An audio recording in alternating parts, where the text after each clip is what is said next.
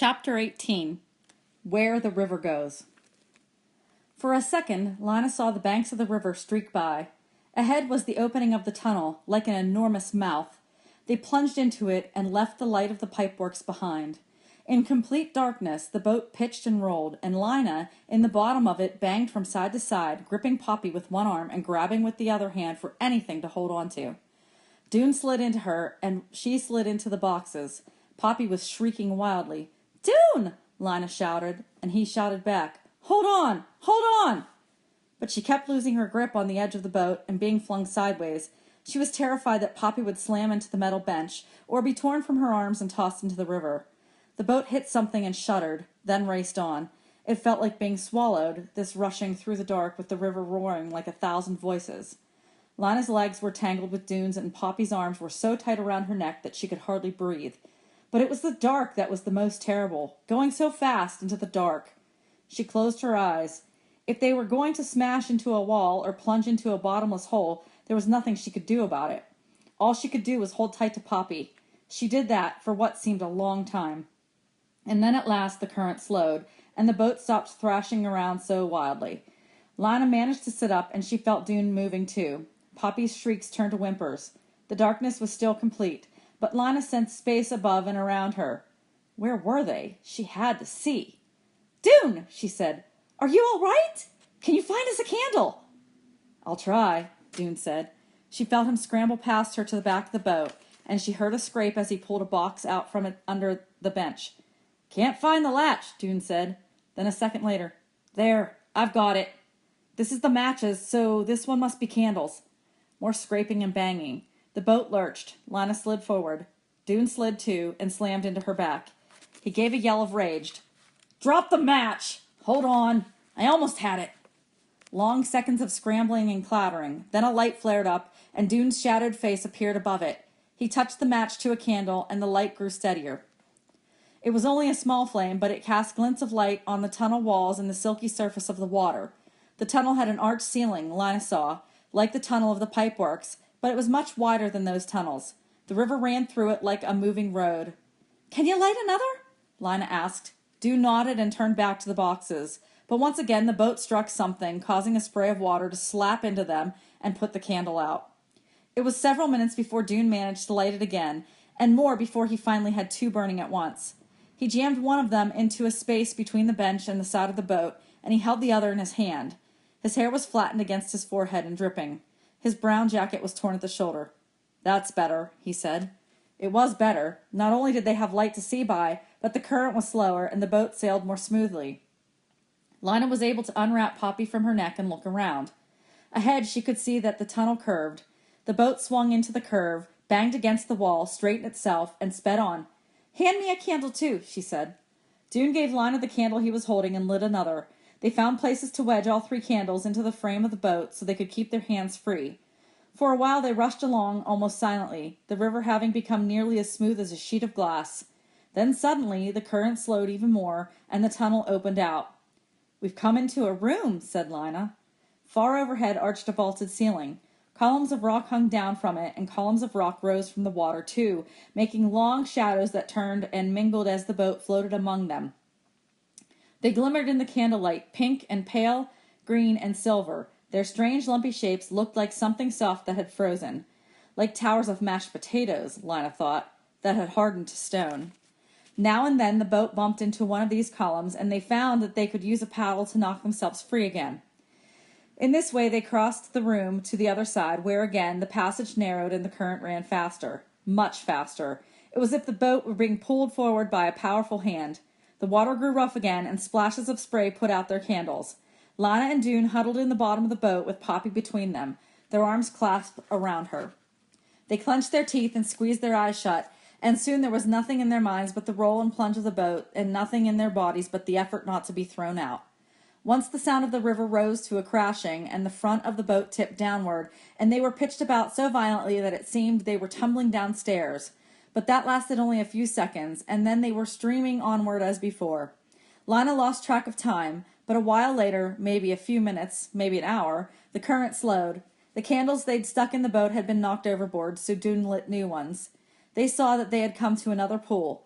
There were no lumpy columns of rock here. Nothing interrupted the wide, flat surface of water which stretched out before them in the flickering light from the candles. The ceiling was smooth and only about 10 feet above their heads. The boat drifted as if it had lost its sense of direction. Using a paddle to poke against the walls, Dune guided the boat around the edge of the pool. "I don't see where the river goes on," said Dune. "Do you?" "No," said Lana, "unless it's there, where it flows into that little gap." She pointed to a crack in the wall, only a few inches wide. "But the boat can't go there." "No, it's much too small." He pulled the boat forward. Their shadows moved with them along the wall. "Want to go home?" said Poppy. "We're almost there," Lana told her. "We certainly can't go back the way we came," said Dune. "No." Lana dipped a hand in the water. It was so cold it sent an ache up her arm. "Could this be the end?" said Dune. His voice sounded flat in this closed-in place. "The end?" Lana felt a shiver of fear. "I mean, the end of the trip. We were supposed to get out over there." He pointed to a wide expanse of rock that sloped back into the darkness on one side of the pool. Everywhere else, the walls rose straight out of the water. He pulled the boat over to the rock slope. The boat scraped bottom here. The water was shallow. "I'll get out and see if this goes anywhere," said Lana. "I want to be on solid ground again anyway." She handed Poppy to Dune and stood up. Holding a candle, she put one foot over the edge of the boat and into the cold water, and she waded ashore. The way did not look promising. The ground sloped upward and the ceiling sloped downward. As she went farther back, she had to stoop. A few yards in, a tumbled heap of rocks blocked the way.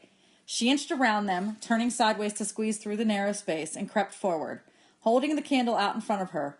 "This goes nowhere," she thought. "We're trapped." But a few steps farther along, she found she could stand up straight again, and a few steps beyond that, she turned a corner, and suddenly the candle light shone on a wide path, and a high ceiling and a smooth floor. Lana gave a wild shout. "Here it is!" she cried. "It's here! There's a path!" Dune's voice came from far away. She couldn't tell what he was saying. She made her way back toward the boat, and when it came in sight, she yelled again, "I found a path! A path!" Dune scrambled out and waded ashore. Carrying Poppy, he set her down, and then he and Lana took hold of the boat and hauled it as far as they could up the slope of rock. Poppy caught the excitement. She shouted gleefully, waving her fists like little clubs, and stomped around, glad to be on her feet again. She found a pebble and plunked it into the water, crowing happily at the splash it made. "I want to see the path," said Dune. "Go up that way," Lana told him, "and around the pile of rocks. I'll stay here and take things out of the boat." Dune went, taking another candle from the box in the boat. Lana sat Poppy down in a kind of nook formed by a roundish boulder in a hollow in the wall. "Don't move from here," she said. Then she pulled Dune's bundle from under the seat of the boat. It was damp, but not soaked. Maybe the food inside would still be all right. She was hungry all of a sudden. She'd had no dinner, she remembered. It must be the middle of the night by now, or maybe even morning again. She carried Dune's bundle ashore, along with the boxes of candles and matches, and as she set them down, Dune came back. His eyes were glowing, the reflection of a tiny flame dancing in each one. "That's it for sure," he said. "We've made it." Then his eyes shifted. "What's Poppy got?" he asked. Lana whipped around. In Poppy's hands was something dark and rectangular. It wasn't a stone. It was more like a packet of some kind. She was plucking and pulling at it. She lifted it to her mouth as if to tear it with her teeth, and Lana jumped to her feet. "Stop!" she shouted. Poppy, startled, dropped the packet and began to cry. "It's all right. Never mind," Lana said, retrieving what Poppy had been about to chew on. "Come and have some dinner now. Hush! We're going to have dinner. I'm sure you're hungry." In the light of Dune's candle, with Poppy squirming on Lana's lap, they examined Poppy's find. The packet was wrapped in slippery greenish material and bound up with a strap. It wasn't wrapped very well. It looked as if someone had bundled it up quickly. The material was loose and blotched with whitish mold. Lana edged the strap off carefully. It was partly rotten. On the end of it was a small, square buckle covered with rust. She folded back the wrapping. Dune took a sharp breath. "It's a book," he said. He moved his candle closer, and Lana opened the brown cover. The pages inside had faint blue lines across them, and someone had written along these lines in slanted black letters, which were not neat like the writing in the library books, but sprawling, as if the writer had been in a hurry. Dune ran his finger under the first line. It says, "They tell us we learn? No, leave. They tell us we leave tonight."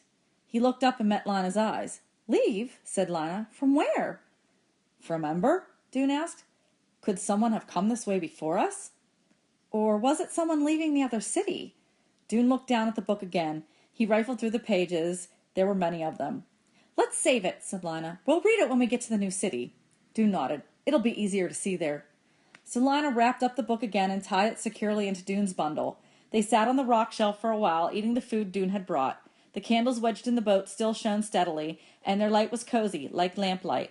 It made golden shapes on the still surface of the pond. Dune said, "I saw the guards run after you. Tell me what happened." Lana told him.